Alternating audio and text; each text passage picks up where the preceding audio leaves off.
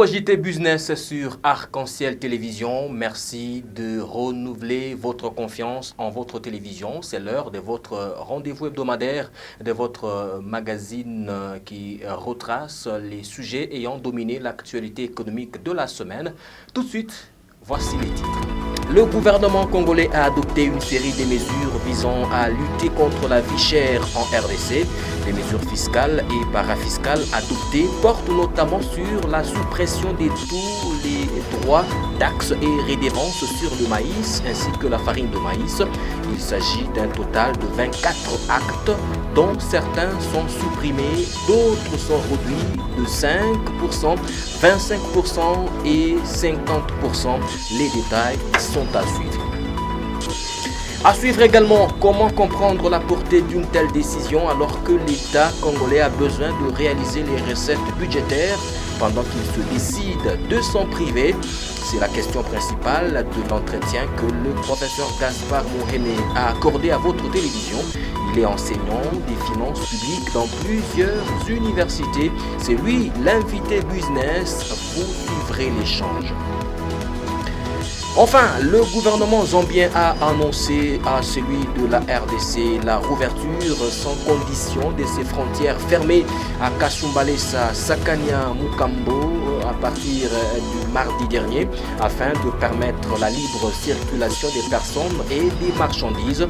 Cette décision intervient après la réunion bipartite entre la RDC et la Zambie qui a eu lieu à Lubumbashi. Les explications sont à suivre. Voilà tout pour les titres. Cordial, bienvenue à tous. Premier titre pour commencer, les récentes mesures économiques prises par le gouvernement congolais pour pouvoir alléger les charges sur les importations des produits de première nécessité auront sûrement un coût significatif pour l'État. C'est ce qu'a déclaré Daniel Mukoko Samba, vice-premier ministre, ministre de l'économie nationale. C'était lors d'une conférence de presse conjointe avec son collègue de la communication et médias, Patrick Mouyaya. Nadia Nyembo pour les explications. Ces mesures, qui visent à réduire les prix de revient de produits essentiels pour le ménage, impliquent une diminution de recettes fiscales, notamment par la réduction de droits de douane de 50% et de la suppression de certaines redevances, telles que la redevance rémunératoire informatique pour 9 groupes de produits. Ces mesures aussi, ces décisions aussi vont coûter de l'argent. Dans notre jargon, n'est-ce pas, on appelle ça la dépense fiscale. Le gouvernement a agi comme le chirurgien dont la main ne doit pas trembler lorsqu'il touche le bistouri. Nous savons qu'il y a une dépense que ça va nous coûter. Oui, nous aurons une loi rectificative des finances qui va être déposée au Parlement au mois de septembre pour cet exercice 2024. Et donc, cette dépense fiscale sera prise en compte dans cette loi rectificative des dépenses. Mais entre maintenir ces recettes et soulager le panier de la ménagère, le choix a été fait pour soulager le panier de la ménagère. Le gouvernement a décidé d'alléger la fiscalité sur les importations de 9 produits, dont la viande, la volaille, les poissons salés, le lait en poudre, les riz, le maïs, l'huile végétale et les sucres. Mukoko Samba a précisé que tous les droits, taxes et redevances sont supprimés sur le maïs et la farine de maïs, alors que les autres produits verront leurs charges être réduites de 5, 25 et 50%. Sur les droits des douanes, il a été décidé de les réduire de 50%. Sur la redevance rémunératoire informatique, qui est quand même de 2,25% la valeur CIF. Il a été décidé de la supprimer pour ces 9 groupes de produits. Et le gouvernement va demander aux établissements publics qui vivaient de ces ressources de faire des efforts internes, soit de diminuer leurs charges, parce que entre faire vivre des établissements publics à qui l'État a donné des missions mais le faire aux dépens de l'ensemble de la population, le choix est clair.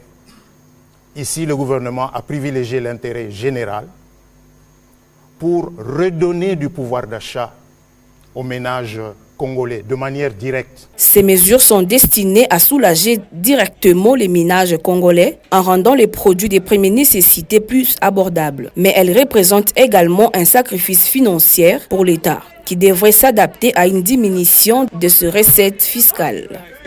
À ce même sujet, le vice-premier ministre, ministre de l'économie nationale, Daniel Mukoko Samba, a révélé que les subventions accordées par le gouvernement congolais sur les prix des produits pétroliers engendrent un manque à gagner très significatif pour l'État, estimé à environ 15 millions de dollars chaque mois. Ces déclarations ont été faites justement lors de la conférence de presse conjointe avec le ministre de la Communication et Médias, Patrick Mouyaya. Les explications cette fois-ci sont de Jean-Luc Tchani dans ce commentaire. Le patron de l'économie nationale, Daniel Mukoko Samba, a expliqué que sans ces subventions, le prix du litre de carburant pourrait atteindre jusqu'à 5 400 francs congolais. Pour éviter une telle flambée de prix, le gouvernement prend en charge une partie significative du coût, soit entre 2100 et 2300 francs par litre. Si nous appliquons la vérité des prix aujourd'hui, le litre de carburant passe à 5 300, 5 400 francs. Ce que nous faisons, ce que le gouvernement fait, c'est de contenir le manque à gagner, c'est de diminuer le manque à gagner, c'est-à-dire progressivement de diminuer cet écart entre le prix vrai et le prix à la pompe.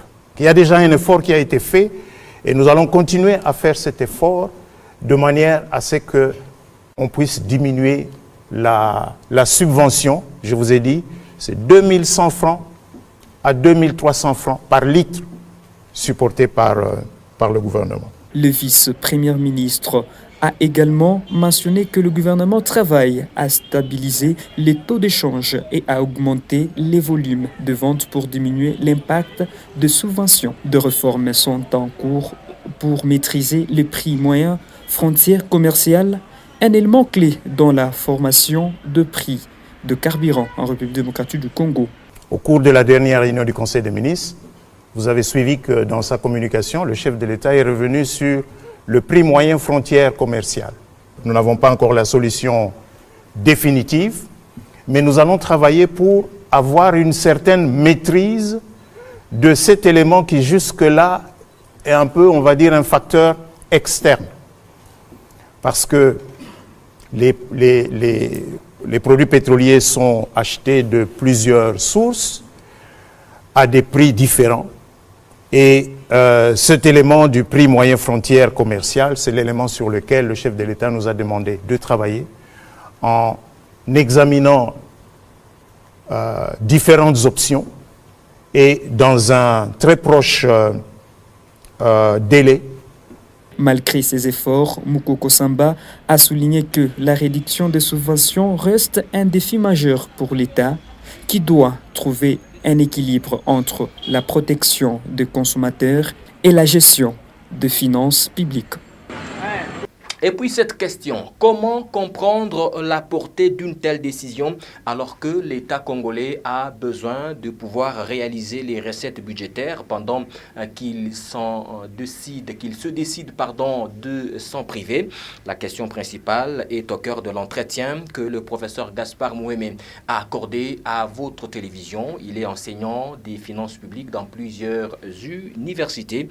C'est lui l'invité business. Je vous prie de suivre l'échange. Professeur Gaspard Mouémé, merci de nous recevoir. Pour lutter contre la vie chère en RDC et renforcer le pouvoir d'achat des Congolais, le gouvernement vient de prendre 24 mesures fiscales et parafiscales qui concernent 9 produits.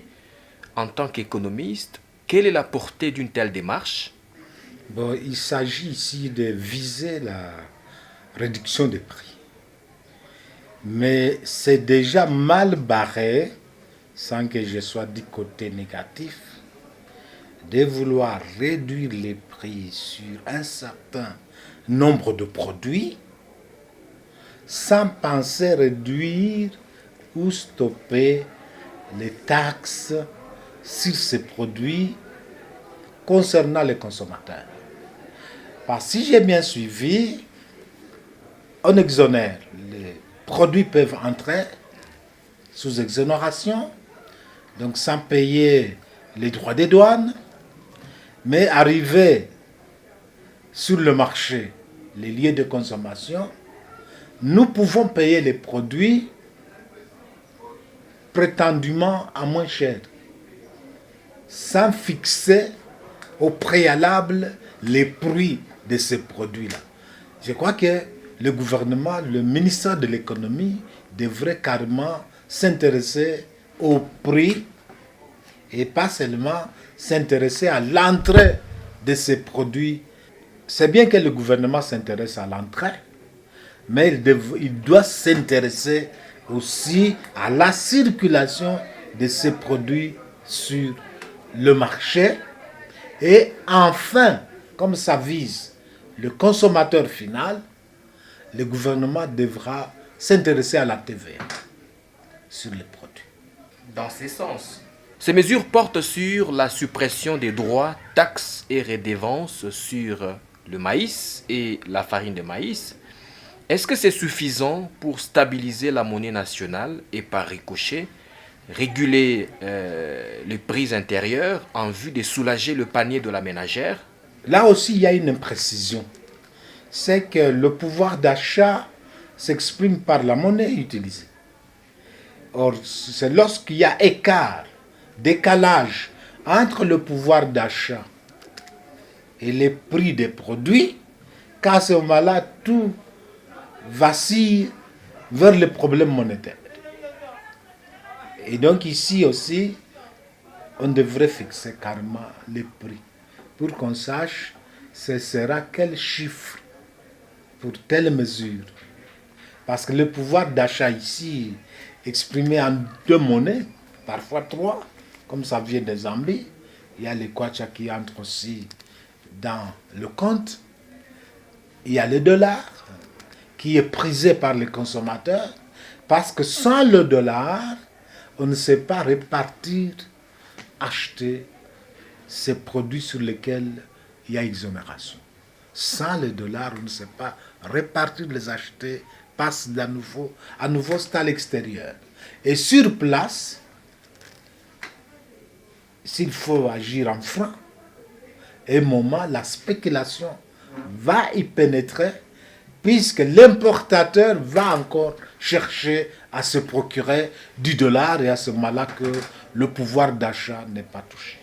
Aujourd'hui, ce sont des mesures qui suspendent la perception de tous les droits, taxes et redevances sur le maïs et la farine de maïs. Ça signifie que l'État se décide de pouvoir se priver des moyens, alors que ce même État est en train de vouloir maximiser les recettes. De toute façon, non, je pense que la mesure peut être juste si le gouvernement sélectionne bien les produits comme il l'a fait. C'est intéressant de voir que les produits sont cités, sont mentionnés, sont indiqués.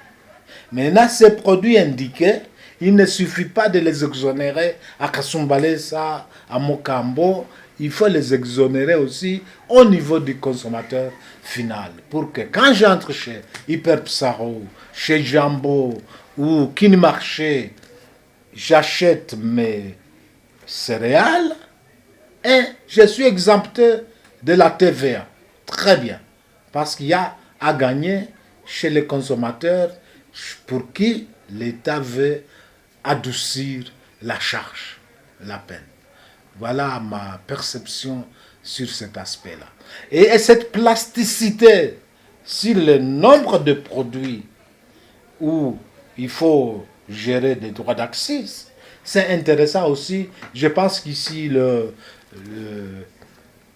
professeur qui est ministre de l'économie a joué son rôle d'économiste. Et je l'encourage sur ça.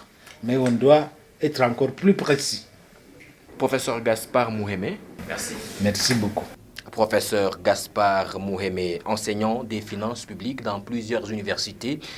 Il a accordé cet entretien à votre télévision. Dans la suite de ce JT Business, la Zambie ainsi que la République démocratique du Congo se sont mises finalement d'accord pour pouvoir rouvrir la frontière commune des Kasumbalesa. Cette décision a été prise lundi dernier à partir de Lubumbashi. Nous sommes dans le chef-lieu de la province du Katanga. Entre les délégations de ces deux pays, la partie congolaise était conduite par le ministre du Commerce extérieur, Julien Paluku Kahongia.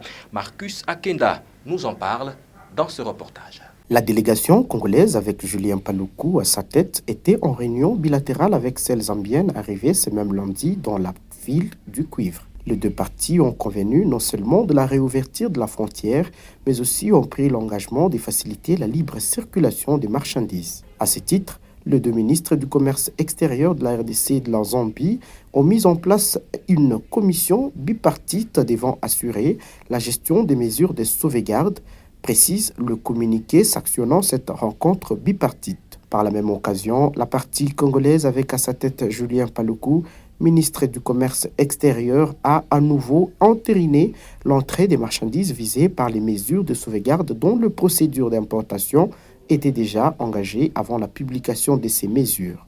Aussi, la réunion bipartite a convenu, selon le même communiqué, d'accorder une dérogation spéciale de 30 jours afin de faciliter la transition et permettre aux acteurs concernés de s'ajuster aux nouvelles régulations. Et que la RDC comme la Zambie, chacun ne soit pas un destructeur de l'économie de l'autre. Parce qu'il ne faut pas qu'on puisse pousser à la prospérité de l'un pour voir la pauvreté s'accroître chez l'autre. Et j'espère que la Zambie et la RDC veulent tous être des États prospères. Et c'est la volonté de nos deux chefs d'État. Avant la fermeture brusque de la frontière par la Zambie, la partie congolaise avait décidé de l'interdiction de l'importation de certains produits, dont les boissons gazeuses et autres bières, dans le souci de promouvoir la production locale. Pourtant, la région du Katanga, en passant par la frontière de Kasumbalesa, dépend en grande partie des produits en provenance de la Zambie. Après l'accord de la réouverture de la frontière entre la République démocratique du Congo et la Zambie, Julien Paluku, ministre du Commerce extérieur, a noté la détermination du gouvernement congolais à œuvrer aux côtés de la Zambie pour une collaboration parfaite. Et dans ce même couloir, le ministre du Commerce extérieur, Julien Paluku, a échangé mardi dernier avec la Fédération des entreprises du Congo, FEC, section du Haut-Katanga, pour partager la pertinence des mesures prises par le gouvernement congolais dans le cadre de la sauvegarde de la production nationale menacée par le dumping et d'autres pratiques illicites. Merveille Mouhemba pour les explications. Les deux parties ont aussi discuté de la responsabilité de l'État et des opérateurs économiques dans la construction d'un écosystème solide des productions intérieures et des indications fiscales, parafiscales à accorder aux opérateurs économiques. L'objectif étant, selon Julien Paluku, de créer des champions congolais dans le secteur agroalimentaire considéré comme levier du développement économique de la RDC. Au cours de cette rencontre, les participants ont aussi évoqué la question relative à la dépendance de la RDC vis-à-vis à l'extérieur en rapport avec la farine de maïs denrée de base dans le Haut-Katanga. Pour le ministre Julien Paluku, la FEC Haut-Katanga est un partenaire important dans le développement économique du pays. Très souvent, certains opérateurs économiques se plaignent de la concurrence déloyale dont ils sont victimes de la part de ceux qui importent les produits et qui les déchargent en Zambie et les font traverser soit par contrebande, soit encore par vélo avant de reconstituer les cargaisons sur les sols congolais. Ensuite, ils vendent ces marchandises à des prix inférieurs à ceux qui sont en vigueur sur le marché. À cette préoccupation, Julien Paluku a rassuré ses interlocuteurs d'une solution envisagée, la recherche des voies et moyens pour résoudre l'épineuse question de l'importation de la farine de maïs était l'autre sujet qui était au centre des échanges entre les deux parties. Nous avons tenu également à rappeler qu'entre nous et la Zambie, il existe un accord commercial depuis 2015 qui définit les modalités de collaboration et d'échanges commerciaux avec ces pays-là et que donc nous avons été heureux que la FEC dispose déjà de cet accord et va faire partie de la commission qui va être mise en place pour suivre la question entre nous et la Zambie. Nous avons tenu à informer la FEC qu'il y a un élément important que nous avons obtenu de la Zambie, le fait que la Zambie s'est engagée à ne plus faciliter les transportements ou les fractionnements des marchandises sur son espace, parce que c'est ce fractionnement-là qui était l'élément de concurrence sur les opérateurs économiques qui respectaient la légalité. Parce que celui qui passe par la voie de la douane et celui qui passe par les avantages liés au commerce transfrontalier, eh bien, quand on arrive sur le terrain, celui qui est passé par les voies frauduleuses a un avantage étant donné que les prix seront inférieurs à celui qui a régulièrement payé ses taxes. Patrick Mouland, président de la FEC au Katanga, a indiqué que des solutions à court, moyen et long terme seront envoyées au ministre pour qu'il soit leur porte-parole au sein du gouvernement. Nous remercions le gouvernement, au travers le ministre du Commerce, M. Julien Paluku, d'avoir pu trouver très rapidement, de manière spontanée, avec une très grande promptitude, ce malaise qui a prévalu pendant 48 heures dans la province du Haut-Katanga. Julien Paluku a voulu écouter les opérateurs économiques pour savoir les raisons pour lesquelles certains parmi eux n'investissent pas dans les domaines agricoles. Autre chose, avant les nouvelles en bref et en images, un nouveau département a vu le jour au sein de l'Agence nationale de renseignement ANR. Il s'agit du département d'intelligence économique et financière.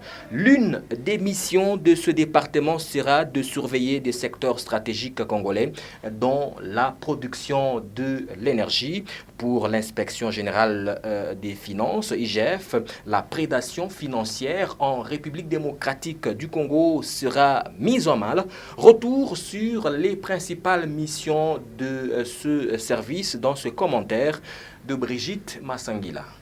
Selon l'ordonnance présidentielle, ce département aura pour mission la recherche, l'investigation, la collecte, l'exploitation, l'interprétation et la diffusion de renseignements économiques, financiers, numériques et technologiques, tant au niveau national qu'international.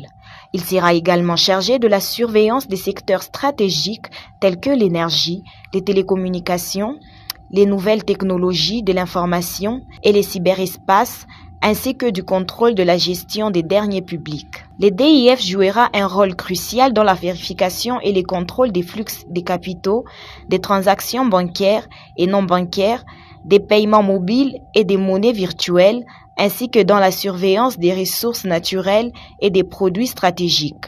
L'ordonnance présidentielle prévoit également la mise en place d'une administration centrale pour ces départements composés de 3 directions: la direction des renseignements économiques, la direction des investissements, des investigations et de la lutte contre les fraudes et la direction des études et planification économique et financière.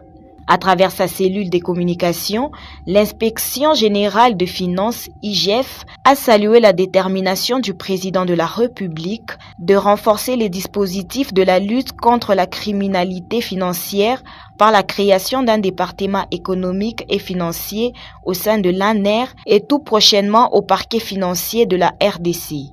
Avec cette approche, la prédation financière qu'a connue la RDC sera désormais sérieusement mise à mal, a-t-elle renchéri.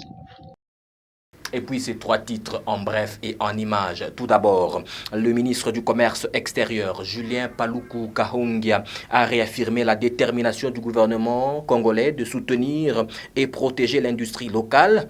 Intervenant mercredi dernier lors d'un briefing presse co-animé avec son collègue de la communication et médias, Julien Paluku est revenu sur les efforts entrepris par le gouvernement afin de mettre fin aux pratiques étouffantes comme le transbordement des marchandises et dumping des États voisins. Ensuite, les problèmes qui compromettent l'industrialisation des pays membres de la communauté de développement de l'Afrique australe, SADC, dans la République démocratique du Congo ont été évoqués mercredi dernier à Harare, nous sommes au Zimbabwe, lors du Conseil des ministres organisé en marge du 44e sommet ordinaire des chefs d'État et des gouvernements de cette organisation continentale. À cette occasion, le ministre de l'Industrie a rappelé le différend qui avait opposé récemment à la République démocratique du Congo et la Zambie. Il a soutenu que la frontière de Kasumbalesa n'est pas seulement le point d'entrée pour la Zambie, mais aussi pour l'Afrique. Louis Watoum a indiqué qu'un comité a été mis en place en bilatéral pour vider tous les problèmes qui pouvaient se poser.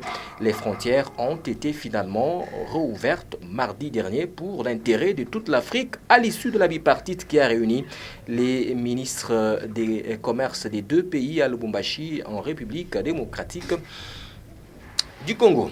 Et enfin, dans le cadre du projet Power Africa, une initiative présidentielle du gouvernement des États-Unis lancée en 2013 visant à améliorer l'accès à une électricité fiable pour soutenir la croissance économique en Afrique subsaharienne. La RDC va bénéficier d'un investissement de 15,5 millions de dollars américains. En visite de 4 jours en RDC, le coordonnateur de cette structure a fait cette annonce jeudi dernier devant la presse réunie dans la commune de la Gombe. Nous sommes dans la ville-province de Kinshasa. À présent, voici la tendance des prix des denrées alimentaires des grandes consommations dans la ville de Lubumbashi la semaine du 12 au 17 août 2024 selon les données recueillies sur le terrain et contenues dans le tableau que vous êtes en train d'apercevoir. C'est ainsi qu'un carton de chinchard, un carton de cuisse poulet, se vend entre 91 500 francs congolais et 59 000 francs congolais. Un carton de chinchard se négocie entre 168 000 francs congolais et 113 000 francs congolais. Cela dépend des poids, bien entendu. Un carton de tilapia se négocie entre 74 000 francs congolais et 42 500 francs congolais. Alors qu'un sac de farine de maïs de 25 kg se négocie entre 55 000 francs congolais et 48 000 francs congolais selon la qualité de la farine. Un sac de riz de 25 kg se négocie entre 80 000 francs congolais et 70 000 francs congolais. Un sac de sucre de 25 kg, il se vend à Lubumbashi à 85 000 francs congolais, alors qu'un sac de braise se vend entre 30 000 et 25 000 francs congolais. Un bidon d'huile végétale de 5 litres, lui, se négocie entre 30 000 et 29 000 francs congolais. Et puis cette tendance des prix des denrées alimentaires des grandes consommations nous conduit ou nous amène à une autre tendance, c'est celle des prix des principales matières premières d'exportation de la République démocratique du Congo sur les marchés internationaux la semaine du 12 au 17 août 2024 selon les données de la mercuriale des prix du commerce extérieur. Le prix d'une tonne de laitin connaît une hausse sur les marchés internationaux au cours de la période sous examen en se négociant à 29 533 dollars américains, la tonne justement, selon la même source, c'est-à-dire la mercuriale des prix du ministère du Commerce extérieur. Le prix de l'or a également connu un accroissement de 1,72% sur les marchés internationaux en se négociant à 78 dollars américains le gramme. Pour ce qui sont des prix des cuivres, zinc et tantal, la source relève qu'ils sont en baisse au cours de la même période et se négocient respectivement à 8 640 dollars la tonne, 2 515 dollars la tonne et 223 dollars le kilogramme. Par ailleurs, le cobalt observe une stabilité sur les marchés internationaux durant la période sous examen en se négociant à 25 930 dollars la tonne. Pour finir, voici les cours d'échange fin semaine, c'est-à-dire au 17 août 2024, selon les données fournies par la Banque centrale du Congo. Nous sommes là sur le marché officiel. À l'indicatif, 1 euro équivaut à 3 109 francs congolais, alors qu'un dollar américain se change sur le marché à 2 845 francs congolais. Un rand sud-africain sur le marché, il équivaut à 155,95 francs congolais. 1 franc CFA équivaut à 4,74 francs congolais. Et enfin, un kwacha zambien, il équivaut à 108,90 francs congolais, indique la Banque centrale du Congo, la mère des banques. Ça n'est fini pour ce rendez-vous hebdomadaire de votre magazine qui retrace les sujets ayant dominé l'actualité économique de la semaine. Merci de continuer de nous regarder. Restez avec nous.